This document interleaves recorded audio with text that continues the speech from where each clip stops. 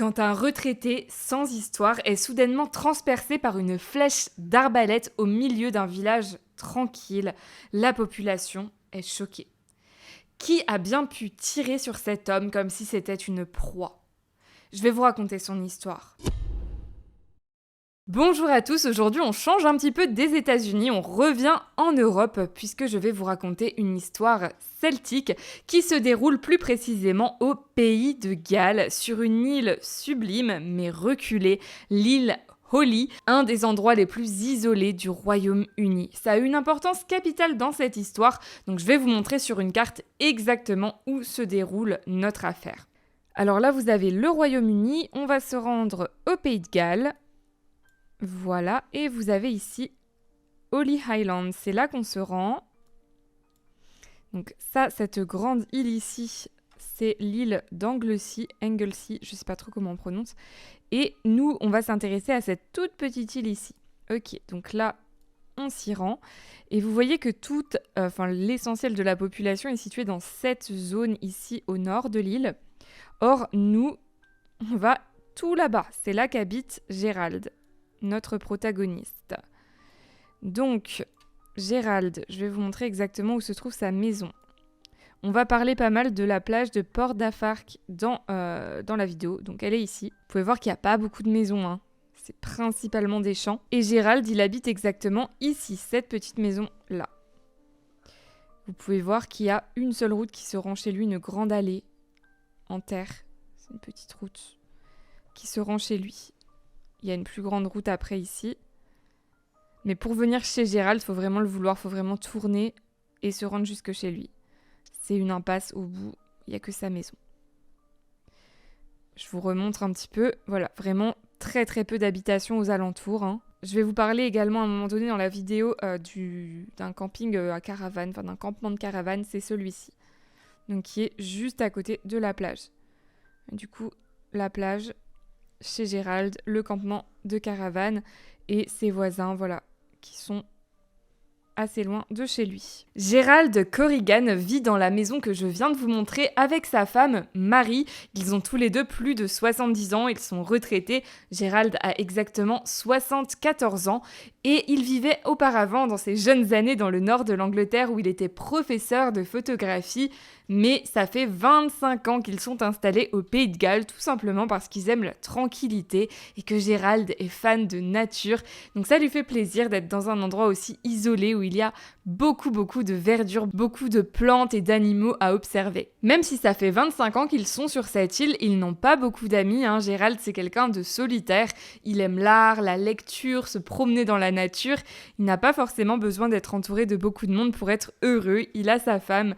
Il a ses promenades dans la nature, il est content. Pourtant, avec ses proches, c'est un grand bavard. Il peut parler pendant des heures, c'est quelqu'un de très intéressant. Il est cultivé, il s'intéresse à plein de choses. Il regarde aussi beaucoup l'actualité, il aime bien parler de ce qui se passe dans le monde. Il est très proche de sa fille Fiona qui vient de temps en temps lui rendre visite. Et Fiona raconte que quand elle voit son père, eh bien, ils ont l'habitude de discuter. Ils ne voient pas le temps passer. Le soir, souvent, ils s'ouvrent une petite bouteille de vin et ils finissent de parler. Il est 2h du matin. Mais avec les inconnus, Gérald reste discret. Un homme qui a fait des travaux chez lui raconte que quand il était sur place, eh bien Gérald ne s'est pas du tout intéressé à ce qu'il faisait. Il ne leur a pas posé des questions sur les travaux qu'ils effectuaient. Il n'a pas essayé de regarder ce qu'ils faisaient. Non, il les a laissés tranquilles et lui, pendant ce temps, il était dans la nature avec son petit carnet de notes en train de prendre des informations sur les plantes et les papillons qu'il croisait. Marie n'est pas la mère des enfants de Gérald, hein. Il l'a rencontrée après, mais ça fait quand même déjà 20 ans qu'ils sont ensemble et Gérald doit s'occuper de Marie puisqu'elle souffre de la sclérose en plaques. Ils n'ont pas du tout le même mode de vie puisque Gérald, je vous ai dit qu'il lui arrivait de se coucher à 2h du matin et c'est généralement un couche-tard. Il aime bien traîner devant la télé jusque très tard dans la nuit, se coucher très tard, alors que Marie, elle se couche toujours sans aucune exception à 21h et elle se lève très tôt le matin. C'est d'ailleurs ce qu'il s'est passé le 19 avril 2019. Gérald était devant la télé à minuit, tandis que Marie dormait déjà à point fermé depuis plusieurs heures. Gérald regardait sur sa télévision une émission préenregistrée et très important, tous les volets de la maison étaient ouverts. Ils vivent dans un lieu tellement tranquilles qu'ils se sentent dans leur intimité, même les volets ouverts, hein, il n'y a jamais personne qui passe par là. Vous avez pu voir sur la carte qu'il faut vraiment le vouloir pour venir chez eux. La route mène uniquement chez eux. Donc le seul moyen de venir là, c'est soit parce qu'on s'est perdu, soit parce qu'on avait envie de venir à cet endroit-là. Et bref, une fois son émission terminée, Gérald bascule sur la télévision. Et là, il voit qu'elle ne fonctionne pas. Il n'arrive pas à capter. Gérald a une antenne parabolique qui est fixée au sol juste devant sa maison. Donc il sort de chez lui, il se dit qu'il va aller voir cette antenne, peut-être qu'en la bougeant un peu ou qu'en la nettoyant, ça va arranger le problème. Donc il sort, il se penche sur cette antenne, il essaie de regarder, quand soudain, il ressent une douleur extrêmement vive. Une douleur tellement horrible qu'il s'écroule au sol en hurlant de douleur. Il arrive à se traîner jusque chez lui tant bien que mal. Il entre à l'intérieur de la maison et il hurle « Marie ! Marie !» Sa femme se réveille en sursaut, elle accourt et elle appelle les secours. Gérald lui explique qu'il pense qu'il vient d'être électrocuté par son antenne et qu'il est en train de faire une crise cardiaque. Une ambulance arrive vers 1h du matin et ils sont hyper choqués en arrivant puisque les ambulanciers pensaient avoir été appelés pour une crise cardiaque. Or, quand ils arrivent, ils voient du sang dans le jardin et une traînée de sang qui part du coup du jardin jusque l'intérieur de la maison, là où Gérald est allongé. Ils s'approchent de Gérald et ils le déshabillent pour essayer de voir d'où vient le sang. Et leurs doutes se confirment. Gérald n'a pas été électrocuté comme il le pensait. Non, on lui a tiré dessus. Le projectile a entièrement traversé le corps de Gérald. Il est entré par les côtes du côté gauche, enfin sous les côtes, et il est ressorti par le téton droit. Et Gérald devait avoir son bras devant son téton, puisque ça lui a également blessé le bras au passage. Donc ça a complètement traversé son corps. Le projectile n'est plus à l'intérieur du corps. Donc il y a un ambulancier qui décide de vérifier un petit peu les environs de la maison avec une lampe de poche pour voir s'il arrive justement à retrouver ce projectile pour pouvoir donner les informations aux médecins ensuite à l'hôpital. Donc il regarde et là il tombe sur une flèche ensanglantée dans l'herbe. Donc il la ramasse délicatement avec des gants, il la met dans un sachet, puis il retourne à l'ambulance et ils conduisent Gérald à l'hôpital dans un état très grave. À l'hôpital, Gérald est opéré en urgence. Quand je vous dis que ses blessures étaient graves, elles sont extrêmement graves.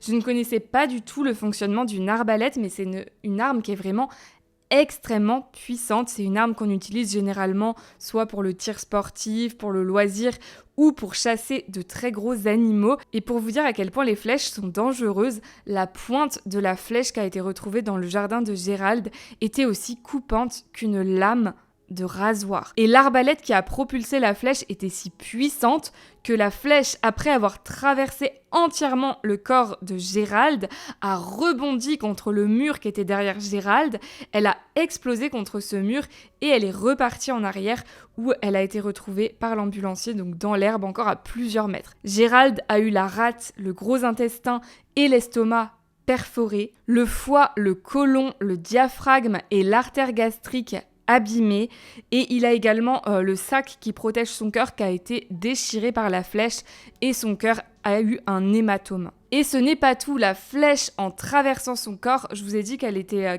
ressortie par le téton et qu'elle avait blessé le bras au passage, mais c'est pas juste blessé, c'est-à-dire que son radius, donc l'os de l'avant-bras, a complètement explosé en plusieurs morceaux. Les médecins urgentistes qui ont reçu Gérald sont choqués, ils n'ont jamais vu de telles blessures. Ça ressemble carrément à des blessures d'un accident de la route extrêmement grave.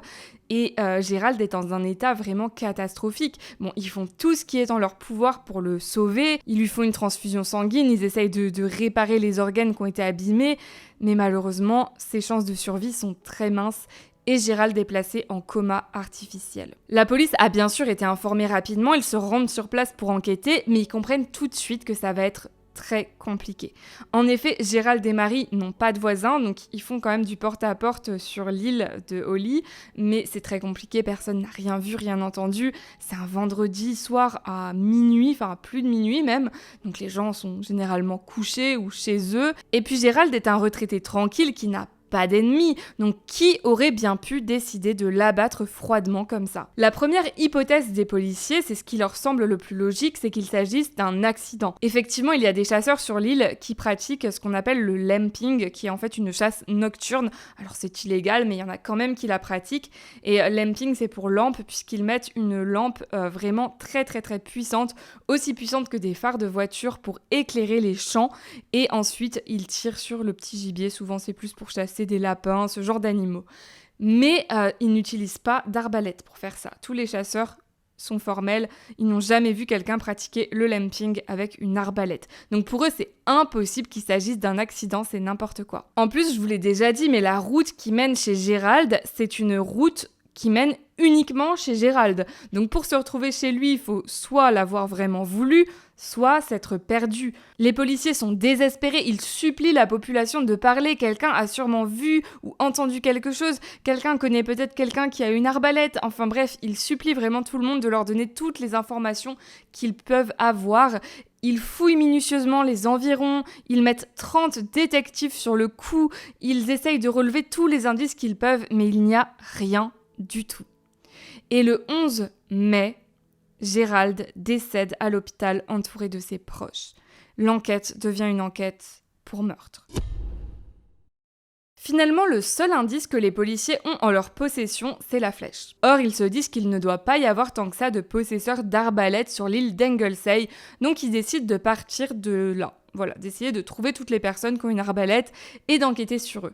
Donc il y a le principal fournisseur d'arbalètes du Royaume-Uni qui s'appelle Hoppies, qui propose d'aider et qui leur fournit une liste de tous leurs clients sur les 10 dernières années, donc leurs clients sur l'île d'Anglesey, et il n'y en a que 17. C'est très peu. Les policiers regardent cette liste et il n'y en a que 2 qui ont acheté une arbalète récemment. Donc ils décident de se concentrer sur ces 2-là. Le premier habite à l'autre bout de l'île, donc ils font quand même une petite enquête sur lui sur internet rapidement, mais il ne les intéresse pas trop, ils le laissent de côté pour le moment, puisque le deuxième est beaucoup plus intéressant. C'est un homme qui vit à seulement 15 minutes en voiture de chez Gérald et en plus de ça, il a commandé son arbalète 8 jours seulement avant le meurtre, soit le 11 avril. Cet homme est un père de famille quarantenaire qui s'appelle Terence Wall et qui est très fan de sport. Il a plusieurs casquettes, il est prof de tai chi, il est coach sportif et il est également kinésithérapeute à domicile. Cet homme avoue effectivement aux policiers très facilement que oui, il a bien commandé une arbalète le 11 avril. Cependant, celle-ci a mis du temps à arriver et elle n'est arrivée que le 23 avril, soit 4 jours après le meurtre. Il est innocenté puisqu'il n'était pas en possession d'une arbalète au moment du meurtre et en plus, il ne connaissait absolument pas Gérald. Il n'avait donc aucune raison de vouloir lui faire du mal. Cependant, pendant que les policiers sont en train de discuter avec Terence, ils voient un homme qui passe furtivement et qui sort brusquement de la maison et il s'en va. Alors ils demandent à Terence qui est cet homme et Terence leur répond tout simplement qu'il s'agit d'un patient qui était venu le voir pour de la kiné et qu'il a simplement dû partir parce qu'il était mal à l'aise de voir la police. Et puis c'est tout. Donc une nouvelle fois, les policiers repartent bredouille. Ils décident alors cette fois de s'intéresser à l'entourage de Gérald, mais il n'y a pas grand monde dans son entourage. Ils ont du mal à y croire parce qu'ils se disent que quand même en 25 ans, sur l'île, il a bien dû se faire des amis ou au moins discuter de temps en temps avec des gens.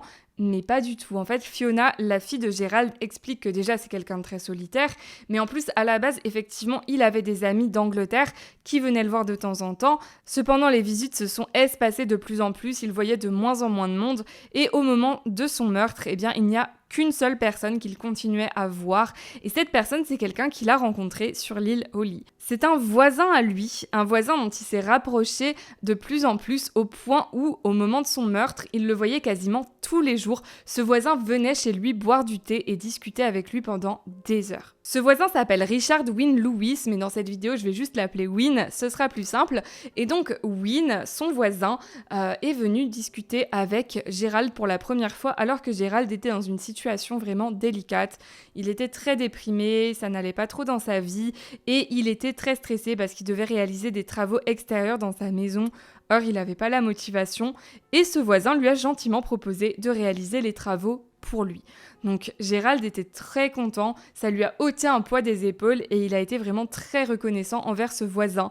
Ça lui a vraiment donné confiance en lui et c'est à partir de là qu'ils ont commencé à se rapprocher. Pour vous dire à quel point Gérald aime Wynne, il l'aime tellement qu'au moment de son meurtre, les derniers mots qu'il a prononcés, il les a prononcés pour Marie et il lui a dit « Appelle Wynne, il saura quoi faire ». Et c'est ce que Marie a fait, puisqu'elle s'est retrouvée dans une situation compliquée. Je vous rappelle qu'elle est handicapée et elle s'est retrouvée à être à la rue, puisque la police lui a expliqué que la maison étant désormais une scène de crime, elle n'avait pas le droit de rester là. Donc elle a appelé Wynne et Wynne a accepté de l'héberger quelques jours, jusqu'à ce que Marie trouve un autre logement. Elle a pris un logement près de l'hôpital afin de pouvoir aller voir Gérald plus facilement. Or, le 21 mai 2019, soit un petit peu plus d'un mois après le meurtre de Gérald, la police est appelée chez Wynne pour une histoire de violence. Quand la police arrive sur place, ils découvrent 2 hommes qui effectivement sont en train d'agresser Wynne très violemment. Ils étaient venus pour lui donner une bonne leçon, mais peut-être même pour le tuer, parce qu'ils sont venus lourdement armés avec une grosse chaîne en acier, et ces 2 hommes sont déguisés en policiers. Ils ont carrément une fausse plaque, des menottes, enfin vraiment tout l'attirail du policier, et ils avaient décidé d'attaquer Wynne. Donc les policiers leur demandent pourquoi, et ils répondent que c'est pour une histoire d'argent. Wynne leur devait la somme de 12 000 pounds, et ils ne les remboursaient pas. Mais ce qui intéresse vraiment les policiers, c'est que ces 2 hommes, ils les connaissent. L'un d'eux, c'est Terence Wall. Vous savez, le propriétaire d'arbalète chez qui ils étaient venus quelque temps auparavant. Et l'autre homme, c'est un ami à lui qui s'appelle Gavin Jones. Et Gavin, ils le connaissent également. C'est l'homme qui était sorti furtivement de la maison de Terence et qu'il avait dit être un client de ses séances de kiné. Donc, même si en soi, il n'y a pas de lien direct avec l'affaire Gérald Corrigan, eh bien, les policiers se disent qu'il va quand même falloir creuser du côté de ces gars-là, parce que ça commence à être bizarre de les croiser comme ça à plusieurs reprises. Donc, ils décident de profiter du fait que Terence soit en garde à vue dans leurs locaux pour lui poser à nouveau des questions sur l'affaire Gérald Corrigan. Contre toute attente, Terence leur balance une info très intéressante. Il leur explique qu'avant l'arbalète qu'il avait commandée en avril, il en avait une autre. Mais il leur raconte une histoire à dormir debout. Il dit qu'il n'avait plus cette arbalète, qu'en fait il l'avait achetée pour motiver ses enfants à passer du temps dans la nature. Il trouvait que ses enfants étaient beaucoup trop devant les écrans, donc il s'est dit que s'il les laissait jouer avec une arbalète, ça allait les motiver à sortir. Or, il avait mal choisi cette arbalète, il en avait pris une qui était beaucoup trop lourde, difficile à manipuler, ses enfants n'arrivaient pas à s'en servir, donc il était vraiment déçu de son achat. Et en janvier ou février, alors qu'il était dans son jardin en train justement d'utiliser cette arbalète, il y a un homme qui s'est arrêté, un homme qu'il ne connaissait pas, et qui lui a demandé si son van était à vendre. Donc Terence lui a répondu que non, et l'homme lui a dit « Et est-ce que par hasard vous voudriez vous débarrasser de votre arbalète ?» Donc là Terence lui dit qu'effectivement il est intéressé, et l'homme lui propose de l'acheter pour 180 pounds, et il accepte. Ce qui est vraiment bizarre dans cette histoire qu'il raconte aux policiers, c'est que déjà lui aussi vit au milieu de nulle part. Donc ça paraît quand même assez étrange qu'un homme s'arrête comme par hasard et lui achète son arbalète, et en plus de ça, quand les policiers demandent plus d'informations sur ce mystérieux inconnu, il leur dit qu'il conduisait une voiture Vauxhall Cavalier bleu. Il est très précis, or c'est une voiture qui est très rare dans ce coin, et très rare en général puisque c'est une voiture qui a été produite que jusqu'en 1995. Ça fait très longtemps qu'elle n'est plus produite en 2019, donc forcément il y a très peu de gens qui conduisent ce type de voiture. Bon, c'est hyper bizarre qu'il y ait plein d'histoires d'arbalètes autour de ce gars et qui viennent d'agresser Wynne, qui était le seul ami de Gérald, mais en soi, il n'y a aucune preuve contre lui, donc aucune raison de l'arrêter. En plus de ça, c'est pas un gars méchant, c'est pas un gars qui est connu des services de police, en tout cas jusque-là. C'est quelqu'un qui n'a eu que 2 infractions mineures dans son passé, il n'a pas un gros casier judiciaire, il a été arrêté une fois pour dégradation et une fois parce qu'il se baladait avec un couteau, ce qui est interdit, mais en dehors de ça, rien du tout. C'est un gars, ça fait que 9 ans qu'il est sur l'île, avant il habitait à Londres, mais il s'est fait une super place sur place, il s'est fait une bonne clientèle, tout le monde le trouve pro, sympathique, il a vraiment rien à se reprocher, donc la police est bien obligée de le laisser de côté. Le 3 juin 2019, soit 1 mois et demi après le meurtre, un fermier qui vient de terminer son déjeuner sort de chez lui à 13h pour aller cueillir des poireaux dans son champ. Il est occupé à cette tâche quand soudain il est interpellé par une épaisse fumée noire et grise. Il s'approche et il voit que c'est un véhicule qui est en train de brûler. Quand soudain, boum, une énorme explosion. C'est le réservoir à essence qui vient d'exploser. Heureusement, l'homme était en retrait, il n'a pas été blessé. Ensuite, il y a une seconde explosion, ce sont les pneus de la voiture qui explosent. L'homme appelle les pompiers. Ils arrivent en quelques minutes, mais c'est trop tard pour sauver le véhicule. Il est carbonisé. Heureusement, il n'y avait personne à l'intérieur. La police vient constater l'incendie et ils sont interloqués en arrivant puisque le véhicule qui a brûlé est un 4x4 flambant neuf. C'est un 4x4 qui a été acheté très récemment pour la somme de 60 000 pounds. Il regarde qui est le propriétaire de ce 4x4 pour aller parler avec cette personne et il voit que c'est une femme qui s'appelle Emma Roberts. Alors, il regarde son adresse pour aller lui parler et là, le choc. Elle habite à la même adresse que Terrence Wall. Et en fait, il s'agit de sa compagne. Ça fait 3 fois en peu de temps que la police doit aller voir Terrence. Ça commence à faire vraiment beaucoup, mais quand ils arrivent chez eux, Terrence et Emma ont l'air choqués. Ils disent qu'ils n'ont pas du tout remarqué que leur voiture avait disparu. Ils n'étaient pas là de la journée. Ils avaient pris une autre voiture pour aller chez le dentiste dans la matinée. Puis dans la foulée, ils étaient allés faire du shopping. Ils viennent tout juste de rentrer. Ils n'ont même pas fait attention que leur véhicule n'était plus dans l'allée. Et donc, c'est quelqu'un d'autre qui est responsable de cet incendie, quelqu'un qui leur a volé leur voiture. Alors, leur alibi a pu être vérifié par des caméras de surveillance. Ils étaient bien au centre commercial. Ce n'est effectivement pas eux qui ont brûlé cette voiture. Mais il y a quand même quelque chose de très bizarre, puisque les policiers demandent au couple s'ils ont la clé de la voiture, et Terrence leur donne 2 clés. La clé qu'il utilise et le double des clés, en leur disant que voilà, ce sont les 2 clés qu'il a pour cette voiture. Or, c'est une voiture qui ne peut être démarrée qu'avec les clés. Donc ça veut dire que la personne qui a brûlé la voiture l'aurait volée avec les clés, aurait été la brûler, puis serait revenue chez Terrence et Emma pour remettre les clés à leur place. C'est quand même assez peu crédible. Mais bon, encore une fois, le couple a un alibi, la police ne peut rien faire. Donc, ils décident ensuite de rendre visite à Gavin Jones. On sait jamais, c'est un ami de Terrence, peut-être que lui aura des informations.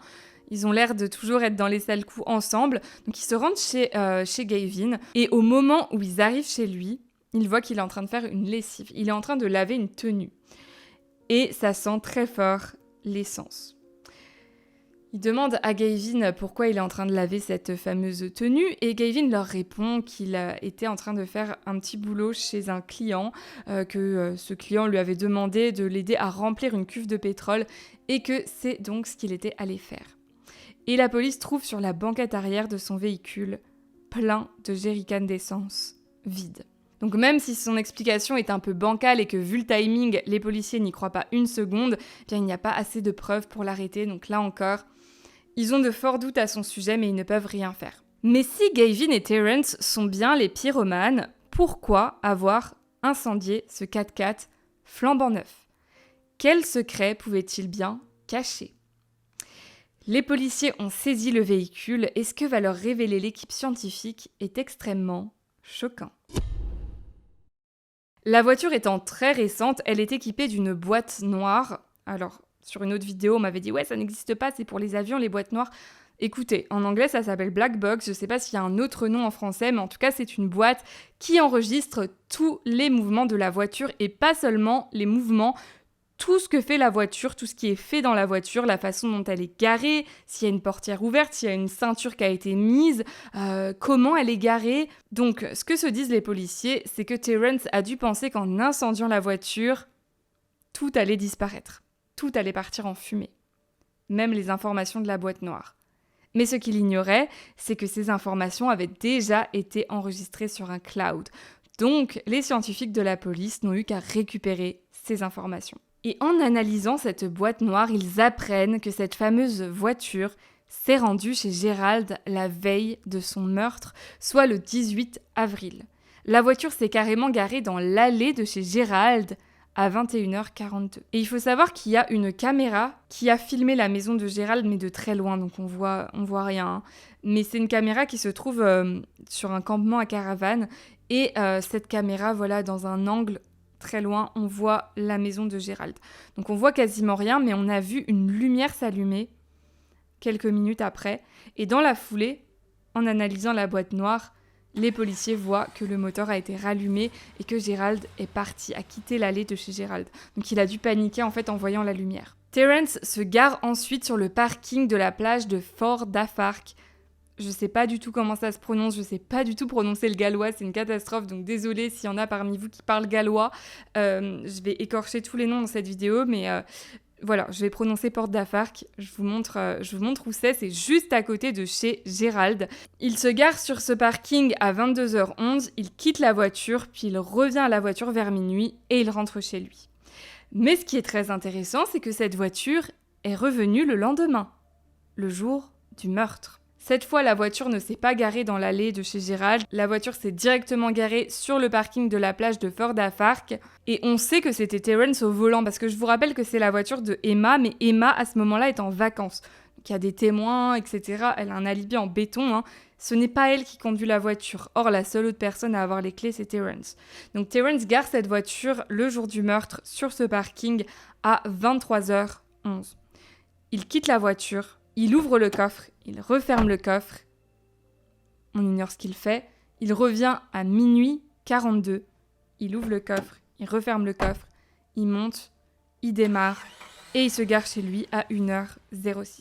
Les informations de la boîte noire sont extrêmement précises. Et ça permet à la police finalement de retracer tout ce qu'il s'est passé.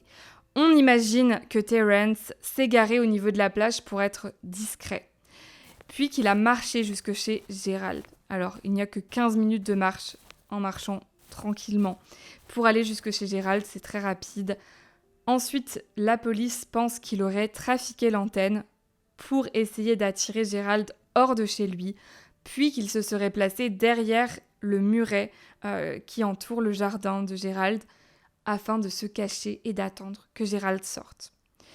Ils ont pu, en analysant la trajectoire de la flèche, estimer l'endroit exact où se situait le tueur et il était à 10 mètres de Gérald. Donc ils pensent que Terence est resté caché derrière ce mur et quand Gérald est sorti, il a pris son temps pour bien viser, puis il a tiré. Et la suite, malheureusement, vous la connaissez. Après le meurtre, une fois chez lui, Terence s'est tout de suite débarrassé de son téléphone et de sa carte SIM. Il a tout détruit et ensuite il a pris un deuxième téléphone qu'il avait pour envoyer un SMS à Emma. Alors Emma devait rentrer quelques heures plus tard, mais il lui a quand même envoyé un petit message. Mais ce qu'il ne savait pas, c'est que la police pouvait quand même retrouver les informations du premier téléphone détruit. Enfin, pas toutes les informations, mais ils avaient les informations GPS via l'opérateur et ils ont pu voir que ce téléphone avait borné vers chez Gérald à minuit. Donc ça vient confirmer les données de la voiture. Le deuxième téléphone, celui avec lequel il a envoyé un message à Emma, n'avait aucun historique intéressant. Il n'y avait rien du tout, sauf une application GPS qui permettait à Terence de suivre un véhicule sur lequel il avait posé un tracker. Et ce véhicule, c'est celui de Wynne. Pour couronner le tout, la police découvre en enquêtant sur Terence qu'il a commandé en avril 4 flèches d'arbalète. Alors que je vous rappelle qu'à cette période, il disait ne pas avoir d'arbalète, ne l'avoir reçue que fin avril. Or, les flèches commandées correspondent en tout point à celle qui a tué Gérald. Une flèche d'arbalète est composée de 7 parties distinctes. Or là, vraiment, les 7 parties sont identiques. Le 25 juin 2019, la police a enfin assez d'éléments pour arrêter Terence pour meurtre. Ils arrêtent également son ami Gavin Jones pour l'incendie de la voiture. Ils pensent que c'est lui qui est derrière tout ça. Et ils arrêtent également 2 de leurs amis qui s'appellent Martin et Darren parce qu'ils pensent que Martin et Darren ont quelque chose également à voir dans l'incendie. Tout le monde nie. Cependant, au cours du procès, Martin et Darren, les 2 potes, changent d'avis. Ils décident de plaider coupables et ils expliquent par contre que oui, on leur avait bien demandé d'incendier cette voiture, mais en leur expliquant que c'était pour toucher l'argent de l'assurance. Ils ne savaient pas du tout que ce véhicule avait servi à commettre un meurtre, et le fait qu'ils aient reconnu les faits comme ça leur a permis de prendre une peine un peu moins lourde. Donc Martin prend 21 mois de prison, Darren prend 2 ans et 10 mois, et Gavin Jones, qui lui a continué à plaider non coupable, a pris 5 ans de prison. Mais celui qui nous intéresse réellement, c'est Terrence. Et Terrence, ce qu'il a raconté au tribunal a choqué tout le monde puisqu'il a une excuse. Voilà. Il a trouvé une ligne de défense assez originale. Hein. Il raconte qu'effectivement, il était bien à Fort Dafark, à la plage, le 18 et le 19 avril, le jour donc du meurtre de Gérald. Il s'est bien rendu là-bas, mais pas pour tuer Gérald, non. Il s'est rendu là-bas parce que ça n'allait pas dans son couple.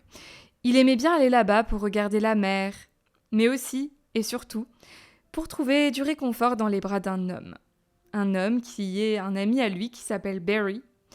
Et il explique que il avait une relation extra-conjugale avec Barry, qu'il le retrouvait en pleine nature pour avoir des rapports sexuels avec lui et que c'est ce qu'il faisait donc le 18 et le 19. Cet ami Barry, je vais vous montrer, Terrence Wall a une chaîne YouTube sur laquelle il postait des vidéos de lui en train de montrer des techniques de self-défense et tout ça. Et il utilisait Barry pour montrer ces techniques-là, donc je vais vous montrer, on les voit tous les deux. Terrence explique que le moment où il a ouvert et fermé le coffre, c'était pas pour prendre son arbalète comme l'ont suggéré les policiers, mais c'était pour prendre des jouets sexuels et du lubrifiant. Voilà, pour rejoindre Barry. Mais cet alibi présente des failles. Et la première, c'est que déjà, on sait qu'il était tout seul à bord de cette voiture, puisqu'il l'avait garée vraiment collée à un mur.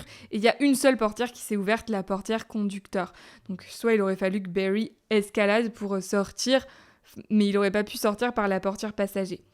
Bon, ça, à la limite, ok, c'est possible. Mais la deuxième faille, c'est tout simplement Barry. Puisque Barry, lui, il est appelé au tribunal pour témoigner, et forcément que si c'est faux, il va pas confirmer l'alibi de Terrence.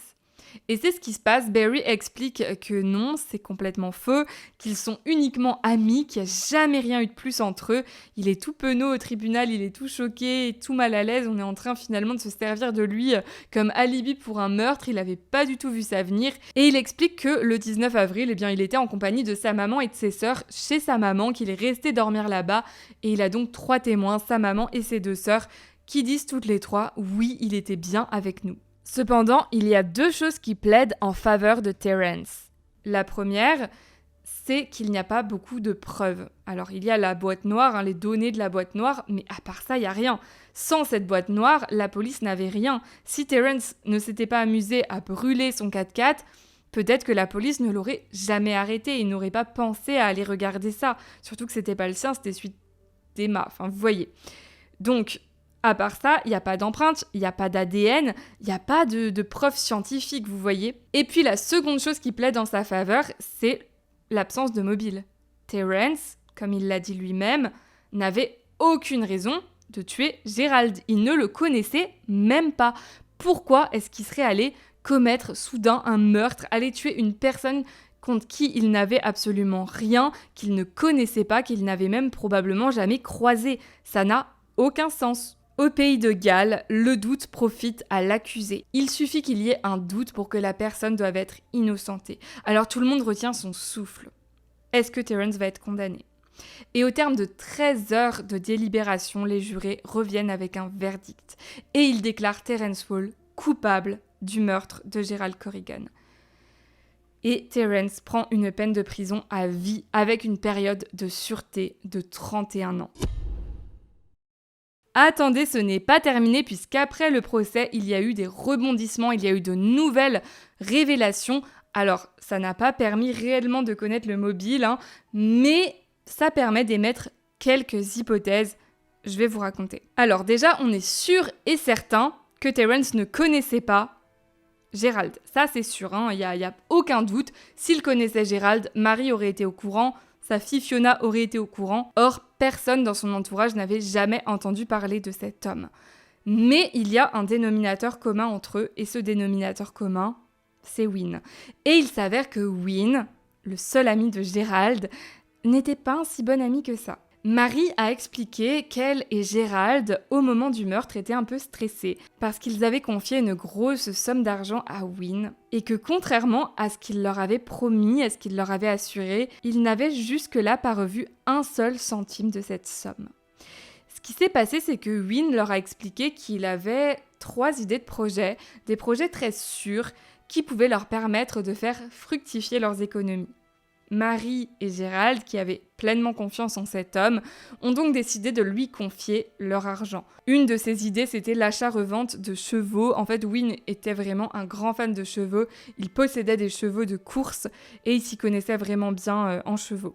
Donc il leur a expliqué qu'il savait comment faire pour acheter des chevaux à bas prix et les revendre plus cher. Donc ça, c'était intéressant. Et puis il leur a expliqué également qu'il avait eu un contact avec quelqu'un qui voulait acheter leur maison et qu'il était prêt à mettre un très très très bon prix. Donc là encore, très intéressant. Mais tout cela était entièrement faux. Wynne les a tout simplement arnaqués. Il s'avère que Wynne a un passé assez sombre. Alors pas des histoires de meurtre, mais des histoires d'escroquerie. C'est vraiment pas du tout quelqu'un de bien. Et il a profité finalement de la confiance qu'avaient Marie et Gérald en lui pour leur demander de lui confier leur argent. Et Gérald et Marie lui ont confié énormément d'argent puisqu'ils lui ont confié toutes leurs économies. 250 000 pounds. 250 000 pounds que Wynne n'avait jamais eu l'intention de leur rendre. Il a tout gardé pour lui. Et c'était vraiment toutes leurs économies. Ils étaient à sec, ils n'avaient plus rien sur leur compte. C'est terrifiant. Ils avaient tellement confiance en cet homme qu'ils lui ont tout donné. Mais Marie n'a ouvert les yeux qu'après le meurtre, puisque je vous ai dit qu'elle était allée vivre quelques jours chez Wynne, puisque sa maison était devenue une scène de crime. Et en fait, chez Wynne, elle était très mal à l'aise, puisque Wynne n'arrêtait pas de lui dire de faire attention à ne pas trop parler à la police, et de surtout ne pas leur parler des histoires d'argent entre eux. Elle a trouvé ça très bizarre, et elle a préféré se dépêcher de trouver un autre logement. Et on comprend pourquoi Wynne ne voulait pas qu'elle parle à la police, puisque Wynne est déjà connu des services de police. Il avait déjà fait des siennes en Angleterre, donc dans un autre pays, puisqu'en Angleterre, il avait pris l'habitude de voler des chevaux puis de les vendre. Alors ce que Wynne faisait, c'est qu'il se faisait passer pour un cavalier professionnel. Il attirait la sympathie des propriétaires de chevaux. Il arrivait à les convaincre à le laisser monter leurs chevaux, sauf qu'une fois sur le cheval, il se barrait avec, et les propriétaires ne revoyaient plus jamais leurs chevaux.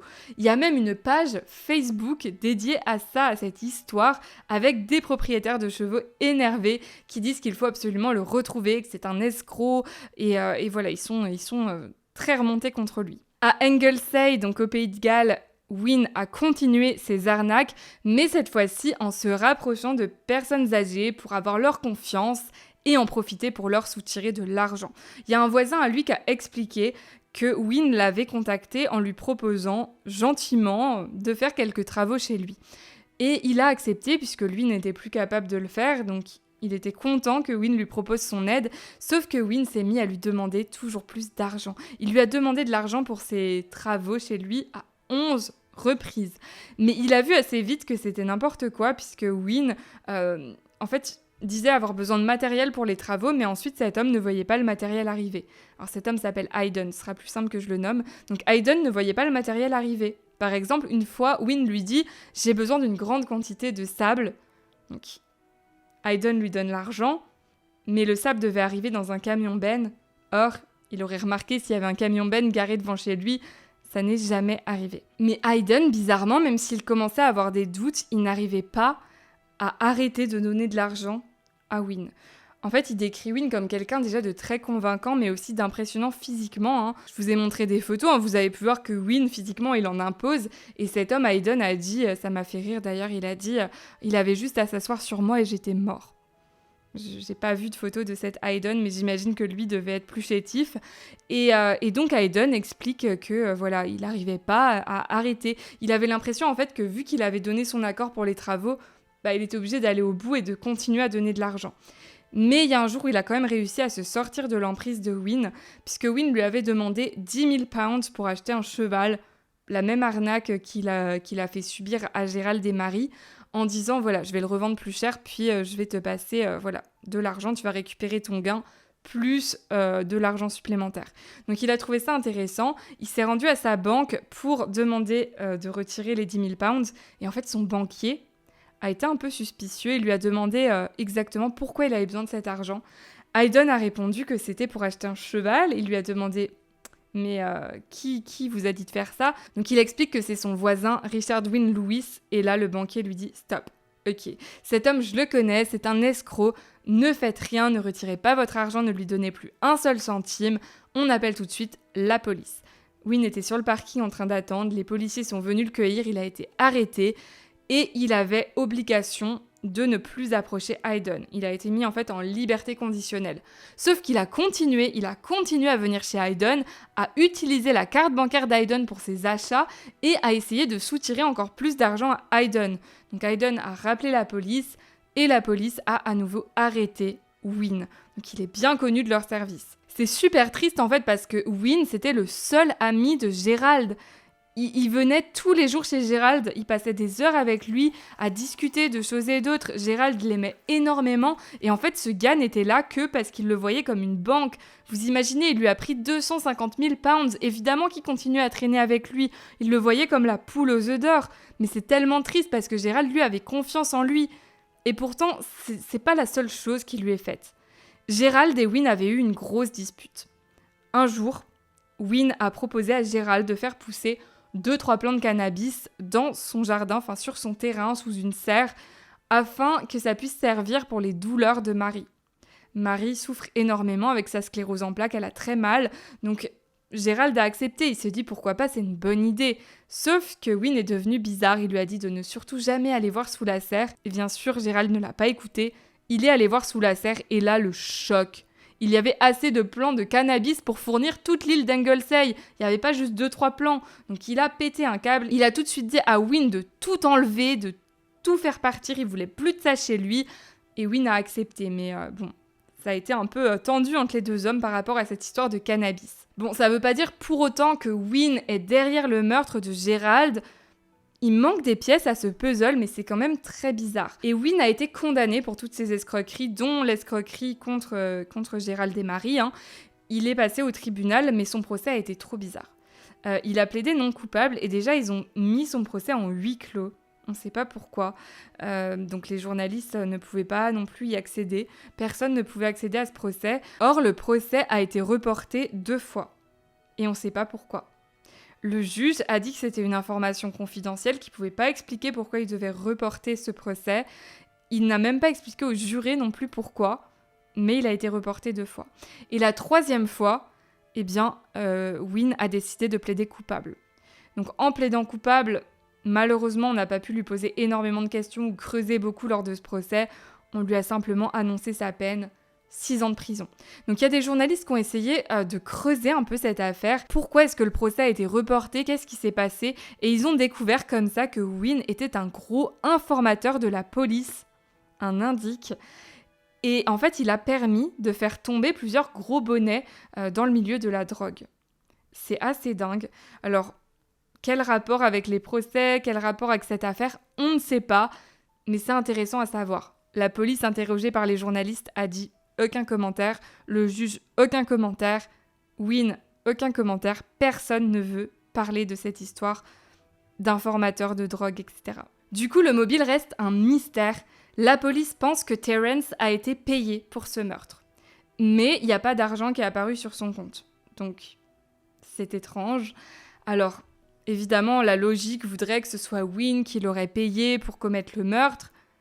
Peut-être que c'est pour ça qu'il était allé chez lui, pour s'en prendre à lui, parce que finalement, il lui avait promis de l'argent pour le meurtre, mais il ne l'avait pas payé. C'est une spéculation, on ne sait pas. Mais ce qui est très bizarre, c'est que Wynne et Terence ne sont pas amis. Donc pourquoi est-ce que Terence, derrière, n'a rien dit? Il aurait pu le balancer. Or, ça fait plusieurs années qu'il est en prison, et toujours rien. Il n'a jamais rien avoué, il continue à dire qu'il n'est pas coupable, il n'a pas balancé qui que ce soit. Et ce qui est également étrange, c'est qu'il y a des personnes de l'entourage de Terence qui semblent apeurées, qui refusent catégoriquement de parler de cette affaire, et il y en a même un qui a déménagé ailleurs au Royaume-Uni en disant « je veux plus entendre parler de cette affaire ». Et ils ont dit même avoir peur. Même Wynne a dit avoir peur. Il a dit que ça lui faisait très peur, surtout depuis que ça avait été révélé qu'il était un informateur.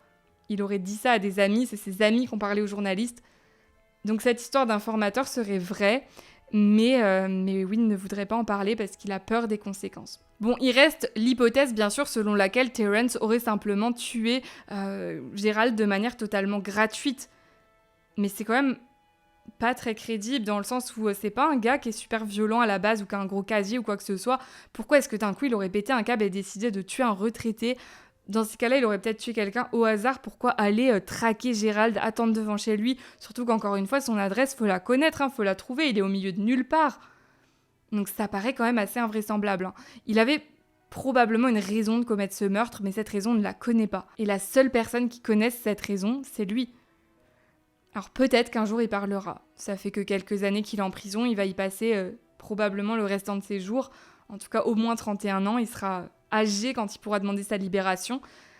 Est-ce qu'un jour il n'aura pas envie de soulager sa conscience et de parler ? Peut-être.